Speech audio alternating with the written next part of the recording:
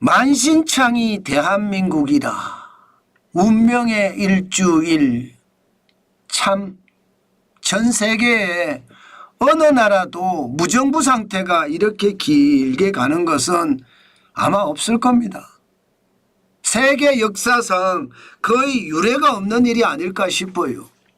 그래서 제목을 만신창이 대한민국이라고 달았습니다. 그런데 그 만신창이 대한민국이 이번 주 운명의 일주일을 맞습니다.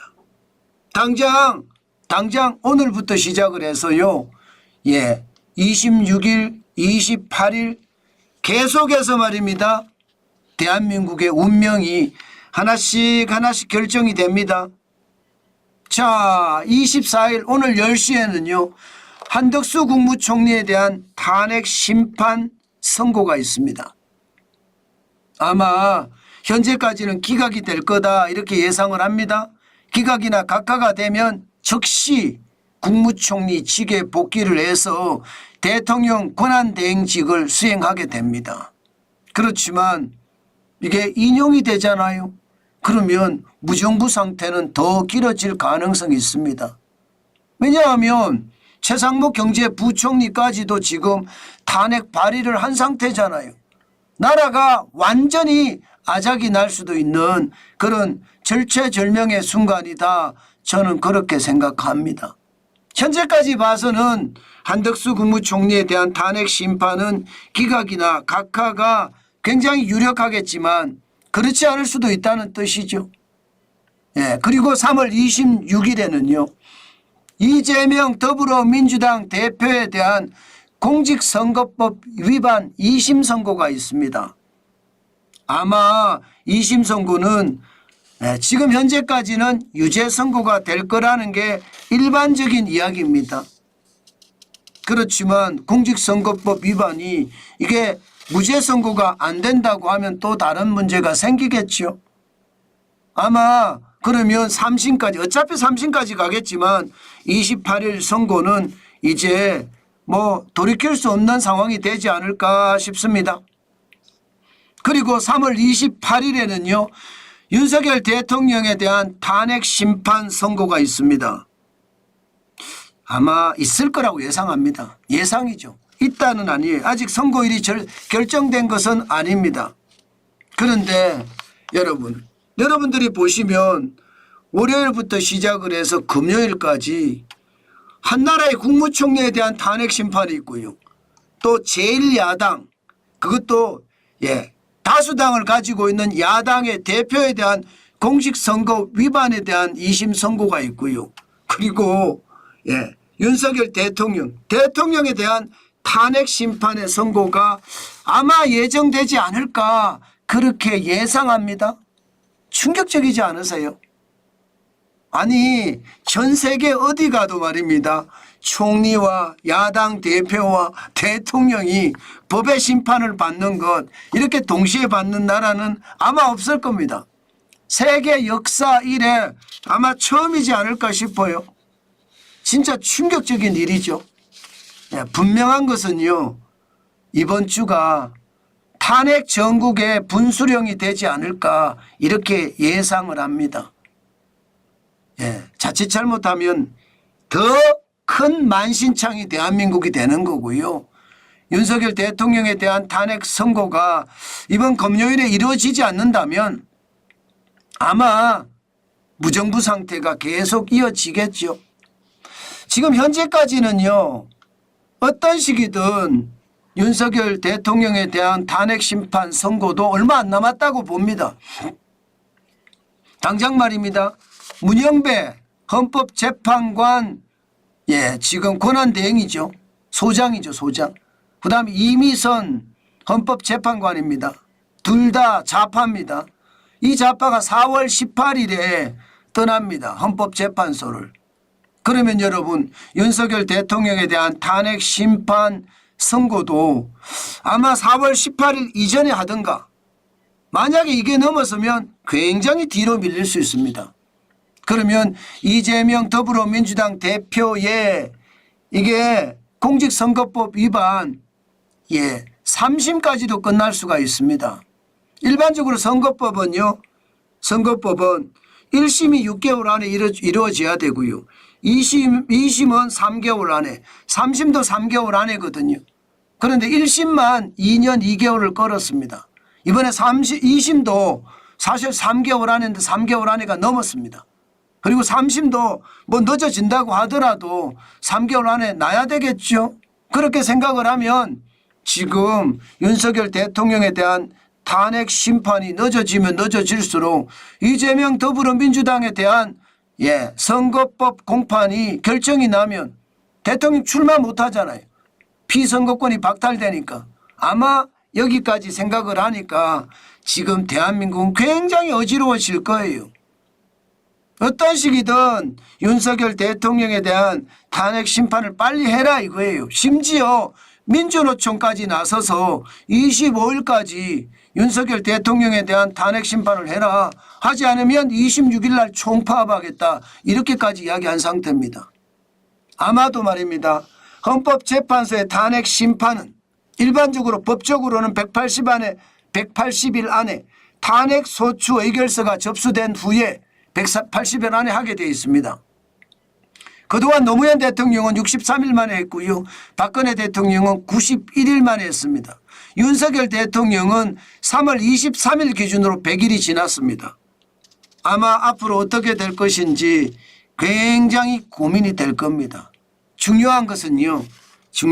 이미 대한민국은 윤석열 대통령에 대한 탄핵 심판이 저는 각하가 되든 기각이 되든 윤석열 대통령이 빨리 복귀를 해야 된다고 생각합니다.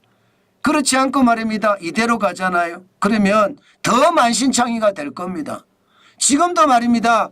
대한민국은 만신창이거든요. 왜 만신창이냐? 여러분 보세요. 더불어민주당이 탄핵 소추안을 발의한 게 이렇게 많습니다. 이렇게. 아니 1948년 정부가 수립된 이후에 문재인 정부까지 21건의 탄핵 발의가 있었습니다.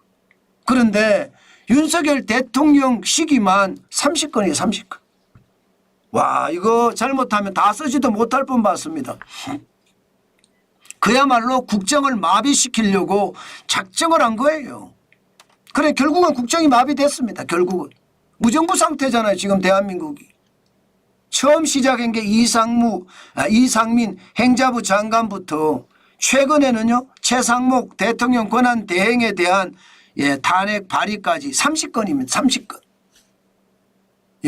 정부 수립하고 나서 실제로 나온 것은 21건인데 윤석열 정부 2년 좀 반 동안 3년 동안이라고 보자고요. 3년 동안 30건이 미친 거죠. 이러니 대한민국이 제대로 돌아가겠습니까? 대한민국이 무너졌죠. 최악의 상황이잖아요. 게다가 윤석열 대통령의 비상계엄이 과연 중대성의 원칙에 비추어 봐서 탄핵을 할 정도냐 파면을 할 정도냐 이거를 고민 많이 해봐야 되거든요. 탄핵 정국을 보면 말입니다. 야당이 30건에 대한 줄탄핵을 단행을 한 것을 보면 국정을 마비시키기에 충분했습니다.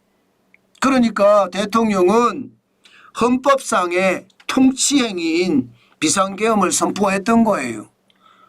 포고령을 보면 헌법을 위반할 소지가 굉장히 많았지만 실질적으로 행동에 나서지는 않았어요.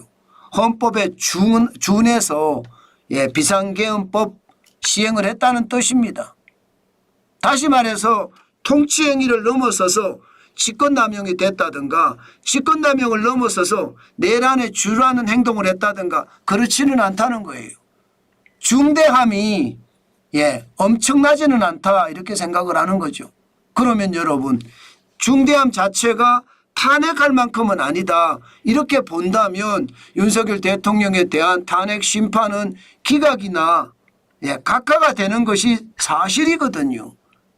그래야만 대한민국이 만신창이에서 좀 벗어나서 대한민국의 체계와 질서를 만들어내는 것 저는 그게 가능하다고 봅니다. 물론 말입니다. 기각이나 각하가 되더라도 나라는 시끄럽겠죠. 그렇지만 이게 무정부 상태는 최소한 아니잖아요. 무정부 상태는. 그러면 뭔가 안정기조로 들어서거든요. 지금 말입니다. 대한민국이 만신창이라는 게 이렇게 탄핵을 줄탄핵 하니까 지금 나라가 국정 자체가 어려워졌어요. 그러면서 대통령도 부재하니까 무정부 상태가 되니까 나라 경제도 박살났거든요. 여러분 한번 보세요. 나라의 심리지수가 지금 얼마나 떨어졌는지. 소비자 심리지수를 보면 2024년 12월에 88.2까지 떨어졌다가요. 2월에도 95점입니다. 회복은 돼가나 여전히 평균선이 100이거든요. 100. 100 아래 있습니다. 100 아래. 이 정도면 경제도 만신창이라는 거예요. 경제도. 정치도 만신창이, 사회도 만신창이, 그리고 경제도 만신창이. 이대로 가면 저성장의 깊이는 더 깊어지고 이게 국민 생활에 영향을 줘서 국가 경제가 폭삭 주저앉는 최악의 시나리오는 서지 않을까. 저는 그렇게 걱정을 해봅니다. 그런데 그렇게 쓸 것 같아요. 왜? 여러분 돈을 안 씁니다. 소매 판매 지수가요 2022년 2분기 마이너스 0.2%를 시작으로 해서 벌써 11분기 연속 마이너스만 기록했고요. 2025년 1월에는 0.0%로 보합은 달성했으나 1분기로 봐야죠.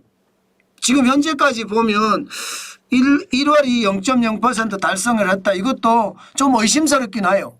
그런데 2분기 2월은 더 나쁘거든요. 3월은 조금 나아지는 것 같기는 합니다. 그러나 경제 자체는 지갑을 닫았다 이 말이 틀린 말이 아니거든요. 그런 것을 생각을 해보면 여러분 심리는 무너져 판매는 안 돼. 그러면 저성장의 깊이는 점점 깊어지겠죠. 지금 말입니다. 2025년 성장률이 1.5%라고 합니다. 그만큼 우리 경제 상황이 진짜 나쁘다는 이야기예요. 결국 말입니다. 정치로 시작된 만신창이 대한민국은요. 사회 혼란을 만들어내면서 대한민국이 만신창이가 됐고요. 이제는 경제까지도 만신창이 만들었다 이렇게 생각할 수 있다는 뜻입니다. 문제는 앞으로 좋아져야 되는데 그렇지 못해요. 저성장의 깊이가 계속 깊어지고 있는 상태라서 자칫 잘못하면요. 발끝이 땅에 안 닿아서 이제 헤엄을 쳐야 돼요. 그만큼 저성장 깊이가 깊어졌다는 거예요.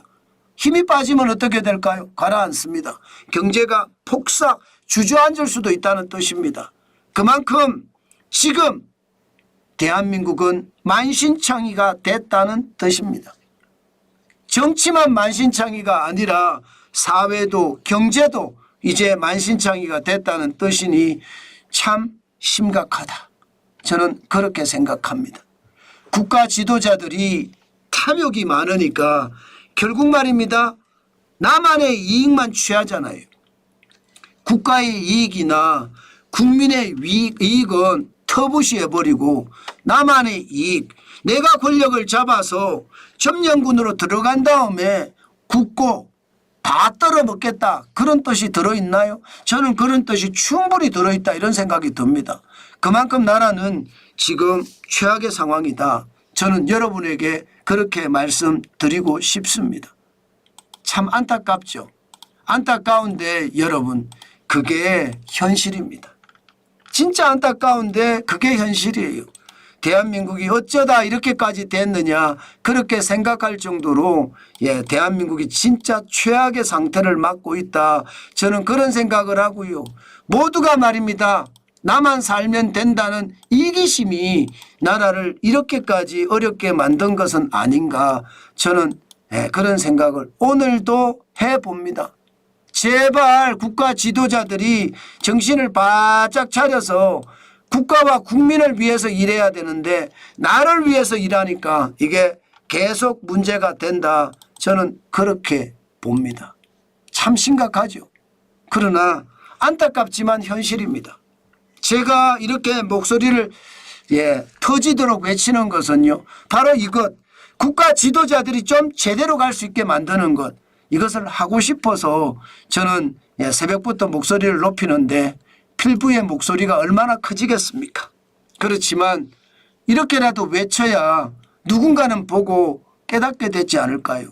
저는 그렇게 믿고 싶습니다.